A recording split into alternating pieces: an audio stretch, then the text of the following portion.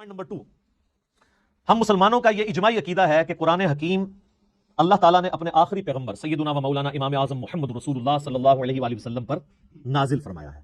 یعنی یہ قرآن حکیم سلیبس کی فارم میں نبی الاسلام کے ہینڈ اوور نہیں کیا گیا، بلکہ آپ پر یہ نازل ہوا ہے، آپ کے سینہ مبارک کے اوپر. اور اس قرآن کی اتھینٹسٹی آپ صلی اللہ علیہ وآلہ وسلم کی مبارک زبان ہے، اسی لیے آپ کے کریکٹر کو منوایا گیا ہے. سورہ یونس کے سٹارٹ میں بھی آیت نمبر 15-16 میں آتا ہے نا کہ اے نبی الاسلام ان سے فرماؤ میں اتنا عرصہ تم میں رہا ہوں، کیا تم نے اس سے پہلے کوئی ایسی بات مجھ سے سنی ہے؟ یعنی میں صادق اور امین ہوں، میں نے کبھی دعوی نبوت نہیں کیا اس سے پہلے، نہ کوئی یعنی میری کوئی ایسی خواہش تم نے کبھی آبزرو کی ہو. تو اچانک یعنی چند دنوں کے بعد میں یہ کلیم کر رہا ہوں کہ یہ اللہ کی طرف سے مجھ پر کتاب نازل ہوئی ہے، تو یہ اس بات کا ثبوت ہے میری پریویس زندگی.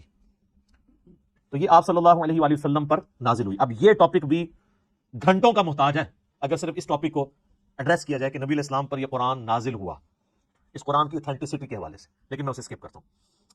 علمی پوائنٹ نمبر 3، ہم مسلمانوں کا یہ عقیدہ ہے کہ قرآن حکیم باللفظ محفوظ ہے. یہ کتاب بالمفہوم نہیں ہے کہ نبی الاسلام نے پڑھ کے سنائی تو صحابہ نے جو سمجھا اس کو سلیس عربی کے اندر اپنے یعنی ذہن کے مطابق لکھ دیا. نہیں، ایک ایک لفظ من و عن ویسا ہی ہے جیسا کہ اللہ تعالیٰ نے نازل فرمایا، کوئی انٹرپریٹیشن نہیں ہے اس کی، بالمفہوم نہیں ہے، باللفظ ہے. اور یہ عقیدہ صرف قرآن کے بارے میں. یہ بعض لوگ کہتے ہیں ہم حدیث کو بھی قرآن کا درجہ دیتے ہیں. حدیث کے بارے میں اجماعی عقیدہ ہے کہ حدیث بالمفہوم ہے، چند باتیں باللفظ بھی ہیں، جیسے ہم نماز کے اندر جو کچھ پڑھتے ہیں وہ بخاری مسلم میں نبی الاسلام کی احادیث ملتی ہیں، آپ نے ان کو تعلیم فرمایا. لیکن اوور آل آپ علیہ السلام کے حوالے سے چیزیں بیان کی جاتی ہیں بالمفہوم ہے. اور یہی وجہ ہے کہ آپ احادیث کی کتابیں کھولیں گے نا تو کئی احادیث کے اینڈ پہ وہ راوی کہتا ہے او کما قال علیہ السلام، یا جیسا پھر رسول اللہ نے فرمایا تھا. یعنی مجھے یہ بات پتہ چلی، مجھے یوں سمجھ آئی، یا جیسے پھر آپ نے فرمایا تھا مفہوم یہی تھا.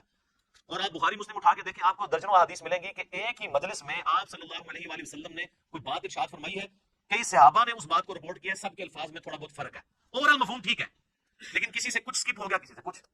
مثلا اب یہاں پہ تقریباً آلموسٹ 100 کے قریب لوگ بیٹھے ہوئے ہیں، میں یہاں پہ 55 منٹ کے اندر کتنی باتیں کروں گا. اب باہر نکل کے ان میں سے کتنے % لوگ ہیں جو من وان میری ایک ایک بات کو پروڈیوس کر سکتے ہیں؟ باہر جا کے نہیں کر سکتے. کچھ کو کچھ حصہ یاد ہوگا، کچھ کو کچھ اس طریقے سے. اوورال سب کو جمع کریں گے تو آلموسٹ آپ کامیاب ہو جائیں گے اس پوری مجلس کو. یہ ویڈیو ریکارڈ تو زمانے میں نہیں تھا، اسی تو ویڈیوز بنائی جاتی ہیں تاکہ کوئی چیز سکپ نہ ہو. تو اس وقت لوگ کرائمنگ کے اوپر اعتبار کرتے تھے، نبی السلام سے سنتے تھے، یاد کرتے تھے، پریکٹس کرتے تھے، آگے باتیں پہنچاتے تھے. اور اس کا آپ کو بہترین نمونہ صحیح مسلم میں ملے گا.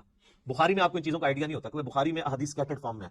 مسلم شریف میں ایک مجلس کی نبی الاسلام کی ایک وقت کی احادیث کے جتنے طرق آئے ہیں نا مختلف چین سے، وہ آپ کو ایک جگہ ملیں گے. مثلا مسلم کی پہلی حدیث یہی ہے مولا علی علیہ السلام سے، اور بخاری میں موجود ہے کہ نبی الاسلام نے فرمایا جس شخص نے میری طرف جھوٹی حدیث منسوب کی وہ اپنا مقام دوزخ میں دیکھ لے. اب یہ حدیث آپ کو سیدنا علی سے ملے گی، سیدنا عبداللہ ابن عباس سے ملے گی، سیدنا ابو ہریرہ سے، سیدنا جابر بن عبداللہ سے، سیدنا انس بن مالک سے، سیدنا مغیرہ بن شعبہ سے رضی اللہ عنہم اجمعین وعلیہم السلام اجمعین. 7-8 صحابہ سے ایک ہی حدیث ملے گی. اور امام مسلم نے اس کو ایک ترتیب سے نا اس مجلس میں یہ جو نبی السلام کا فرمان تھا ایک ایک صحابی سے وہ لے کے آئے، تو آپ کو ان کے آپس کے الفاظ میں بھی 19-20 کا فرق نظر آئے گا، لیکن مفہوم ایک ہی ہوگا. اسی لیے مسلم شریف کی ترتیب کو کہا جاتا ہے کہ حدیث کی کتابوں میں سب سے بیسٹ جو ترتیب ہے وہ صحیح مسلم کی ہے، کیونکہ آپ کو یہ اندازہ ہو جاتا ہے کہ ایک مجلس میں کوئی چیز سکپ نہیں ہوئی. ایک حدیث کو کئی راوی اور کئی صحابہ کے شاگرد آگے تابعین بیان کر رہے ہوتے ہیں، سارے الفاظ آپ کو ایک جگہ مل جاتے ہیں. لیکن اللہ کا شکر ہے کہ یہ جو پرابلم ہے یہ قرآن حکیم کے کیس میں نہیں ہے. قرآن یہ دو گتوں کے درمیان پوری دنیا کے اندر ایک ہی قرآن ہے اللہ کے فضل سے. سنی ہو، شیعہ ہو، ان کے آف شوٹس ہوں، حنفی، شافعی، مالکی، حنبلی، بریلوی، دیوبندی، اہل حدیث، اثنا عشری میں شیعہ کے اندر اثنا عشری ہوں، زیدیہ ہوں، سب کے سب، ایون آغا خانی ہوں، ان کے پاس بھی یہی قرآن ہے.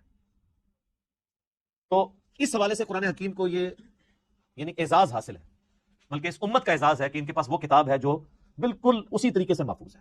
اور آج تو بڑا آسان طریقہ ہے، ہمارے پاس وہ نسخے موجود ہیں جو سیدنا عثمان نے لکھوائے تھے اس زمانے میں. منوان وہ نسخے موجود ہیں، اور آج بڑا آسان طریقہ ہے، کاربن ڈیٹنگ اسے کہتے ہیں، جس سے آپ کسی بھی چیز کی لائف فائنڈ کر سکتے ہیں یہ کتنی پرانی ہے.